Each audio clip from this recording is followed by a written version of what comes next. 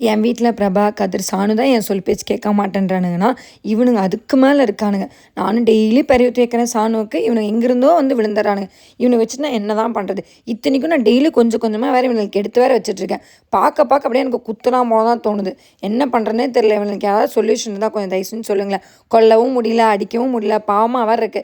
இவனுங்க கூட சண்டை போட்டு நேரா சரி சாமிட்ட வந்து புலம்பலான்னு வந்தா, எனக்கு முன்னாடி ஒருத்தருக்கு பக்தி முத்திருச்சு போல. மாலையெல்லாம் எடுத்து போட்டுட்டு இருந்தாரு. கேட்டா புரட்டாசி சனிக்கிழமைல கோயிலுக்கு போகணும்ல அப்படின்னாரு. சரி சரி ரைட்டு தான் அப்படின்னு சொல்லிட்டு சாமிகிட்ட ஒரு அட்டண்டன்ஸை போட்டு அங்கேருந்து சரி வீட்டை பூட்டிட்டு வா கிளம்பலாம் அப்படின்னு சொன்னார். சரின்னு சொல்லிட்டு கரெக்டாக வீடை போட்டு அங்கேருந்து யார் என் மாமியார் கால் பண்ணிட்டாங்க. கால் பண்ணோன்னே சாணுக்கு எங்கிருந்தா காது கேட்குமா தரேன். கொடுங்க நான் ஆயாட்ட பேசுகிறேன், கொடுங்க நான் அம்மையாட்ட பேசுகிறேன்னு சொல்லிட்டு வாங்கி பேசிட்டு ஆட்டத்தை போட்டுட்டு இருந்தா. ஊர்லேருந்து அப்பா அம்மா அப்படியே குலதெய்வ கோயிலுக்கு வந்துடுவாங்க. நம்ம இங்கே கோயம்புத்தூர்லேருந்து போயிடுவோம். நம்மளோட குலதெய்வ கோயில் வந்து பார்த்திங்கன்னா பெருமாள் தான் சேலம் பரவலையில் அமைஞ்சிருக்கு.